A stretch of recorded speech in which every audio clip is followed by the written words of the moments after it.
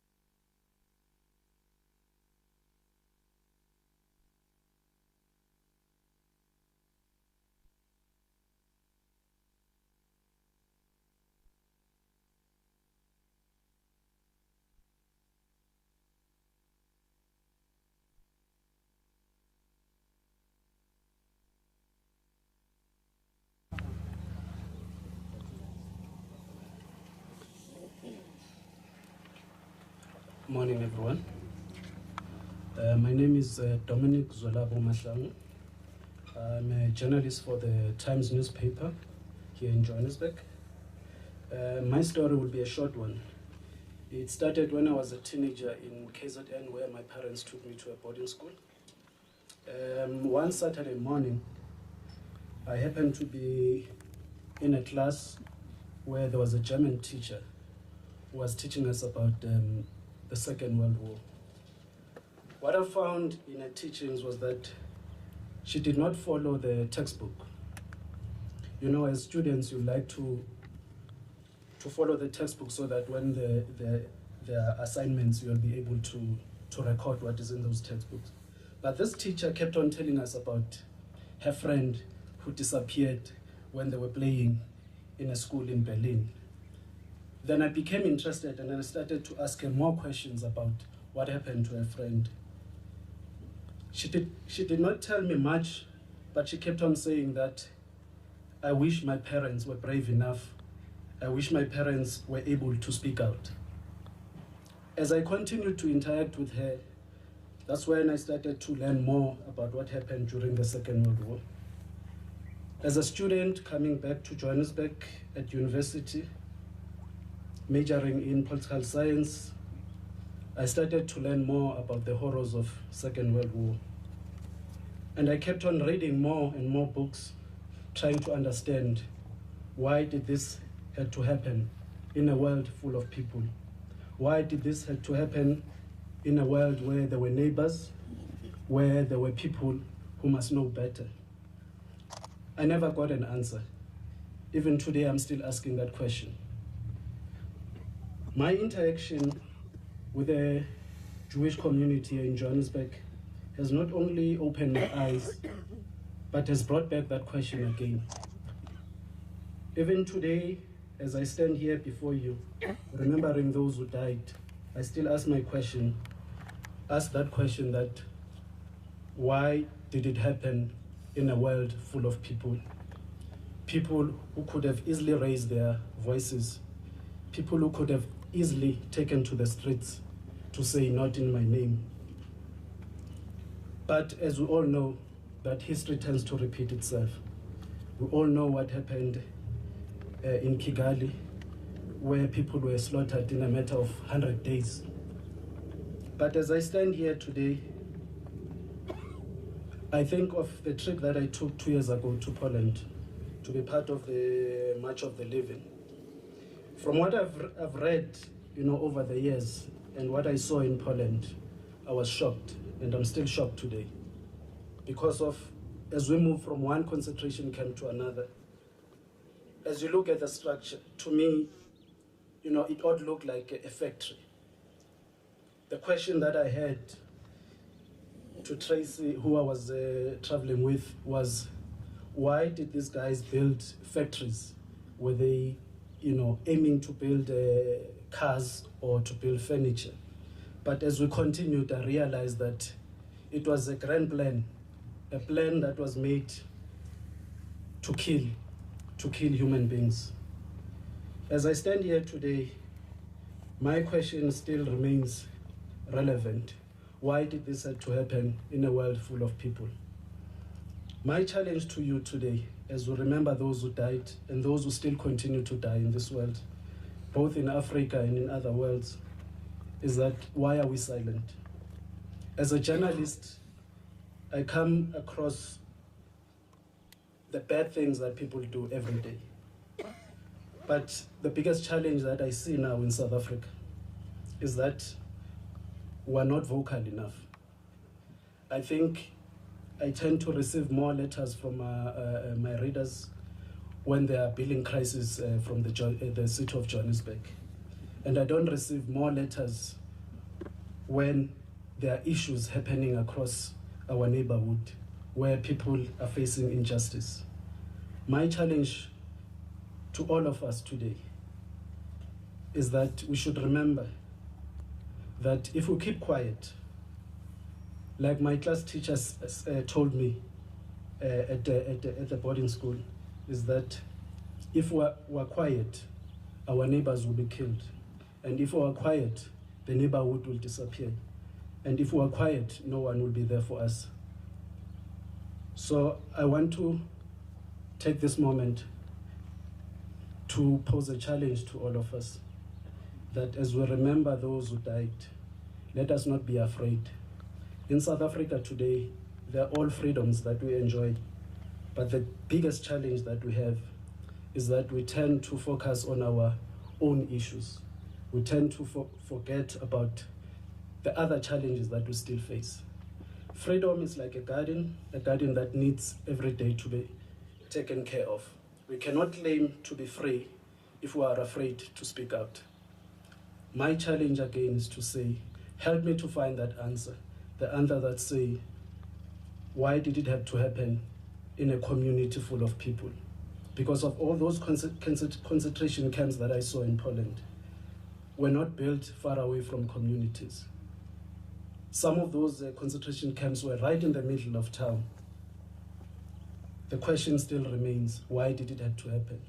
So I urge you today, as we are here in South Africa, with all these challenges that we're facing, to be part of this community called South Africa, not to be afraid to speak out. Because if we speak out, we'll be honoring all those who died, and also we'll be honoring all those who are still facing problems today. I thank you.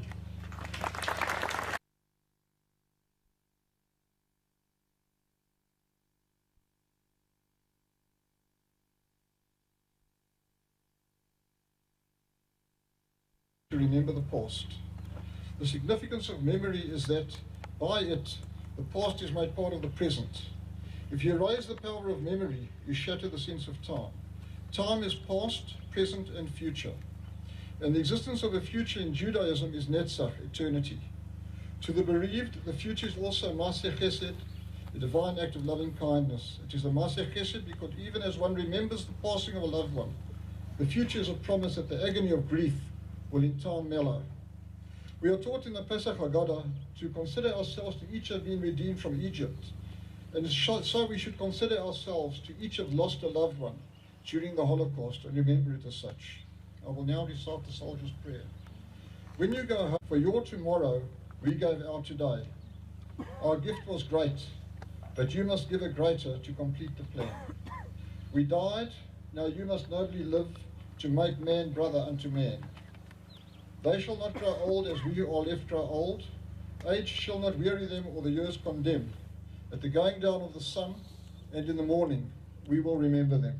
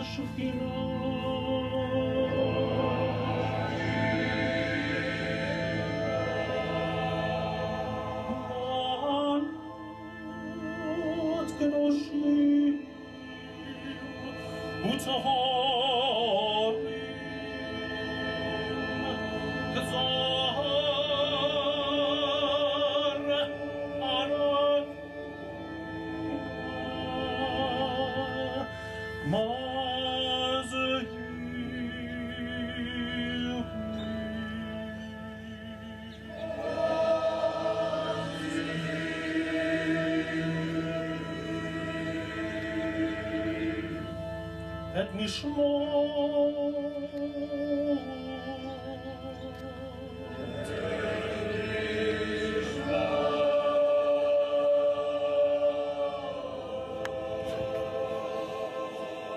הקדושים והטהורים שהומצאו ושנהרגו נשחטו ושנשרפו ושנטבעו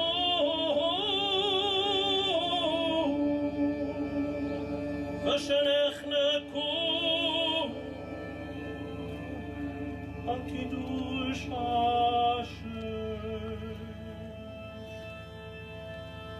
Auschwitz, the Treblinka, the Bergen-Belsen, ושאר מחנות השמד, על ידי הנאצים, יימח שמם וזכרם.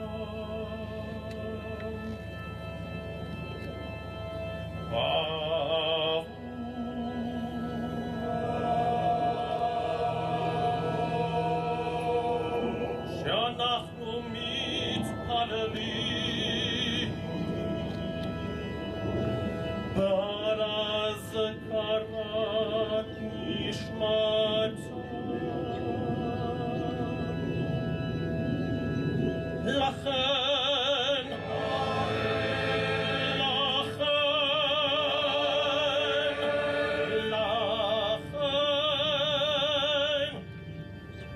בעל הרחמים יסתירם בסתר כנפיו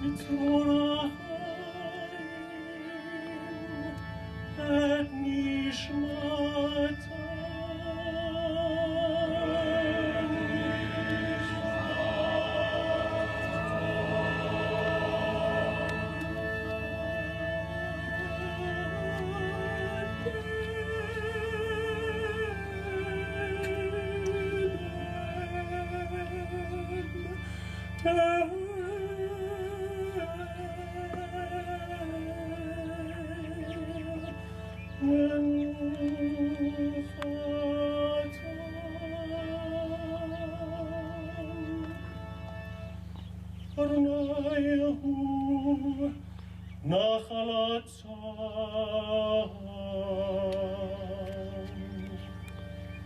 ינוחו בשלום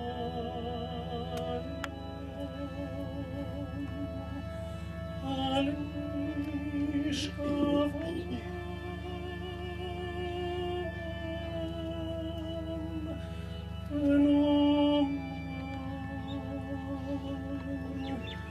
ונאמר